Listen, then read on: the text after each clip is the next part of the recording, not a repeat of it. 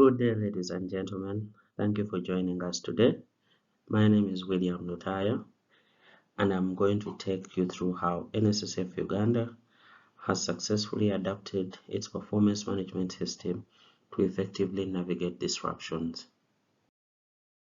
So, we will walk through who NSSF Uganda is, the problem that we faced back then that led us to develop the solution that we're sharing with you today, and a few lessons that we've learned along the way. So, who is NSSF Uganda? We are a provident fund established with a mandate derived from the Constitution of the Republic of Uganda. Our primary goal is to provide social security benefits to all employees in the country.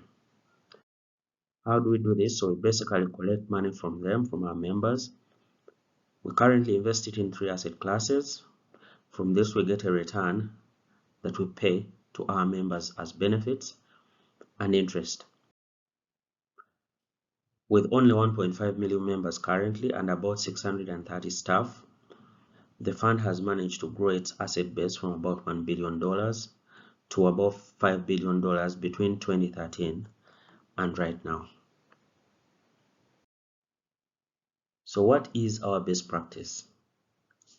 Allow me to walk you through how we operate currently. So our planning phase starts in February, where senior management and some key staff sit and agree on a strategic direction. This is documented and goes to our board of directors for approval, and this process follows through with budgeting and approval of budgets up to July, when performance agreements are signed by all staff. However, we noticed that there was a gap in this process.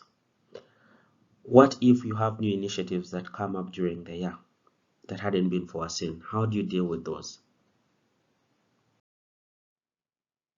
So we asked ourselves the question, how do we get employees to embrace these new initiatives, take them on, after having already signed performance deliverables at the beginning of the year? Our solution was to create a flexible, dynamic, balanced scorecard framework to plug this gap. We knew that overcoming this reluctance to embrace new initiatives was crucial for us to seize opportunities and drive growth.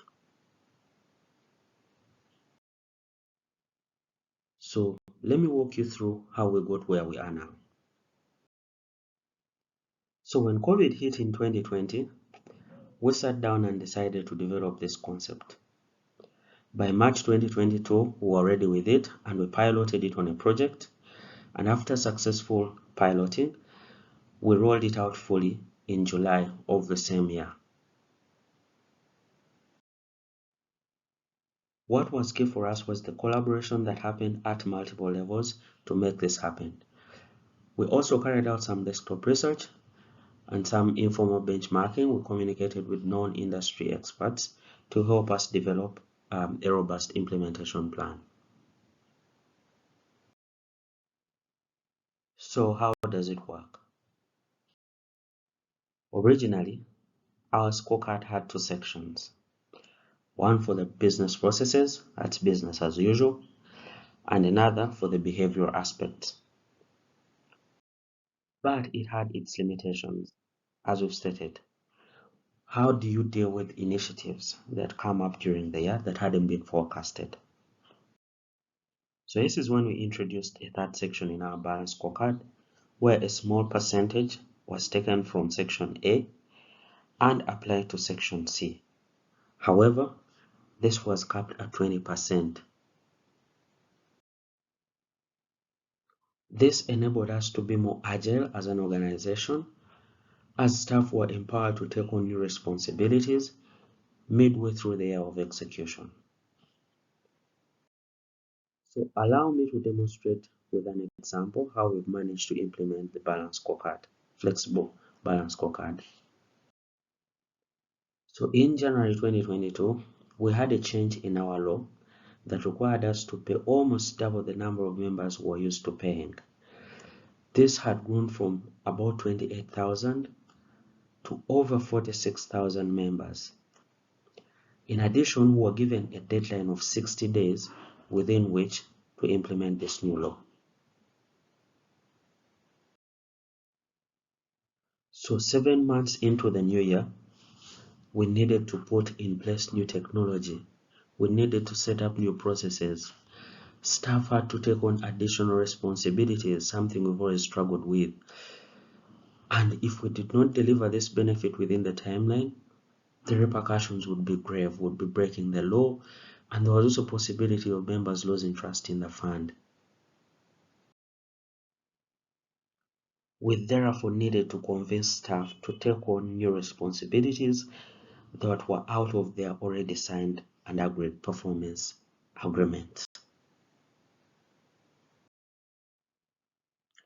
So this is then when we introduced the flexible section of our balance scorecard. It allowed us to recognize the efforts of project staff with a premium of up to 20% on their original balance scorecards. So the flexible section of the balance scorecard allowed us to deploy people away from their business as usual, which was previously not possible. The results were pretty impressive even for us. Previously, the previous financial year, we had been able to pay 28,000 members for the whole year. But in just 4 months, between March and June 2020, we paid an impressive 22,000 members in an average of 6 days, when the previous year we had paid 28,000 members in an average of 12 days. So this goes to show that when implemented well, the flexible section of the balance scorecard can actually drive your performance.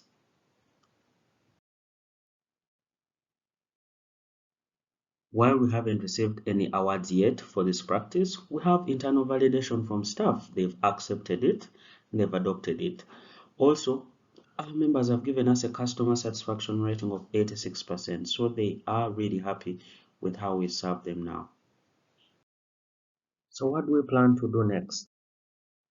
We recognize that the system requires continuous improvement, and we've put in place new mechanisms, review mechanisms, to help us improve continuously.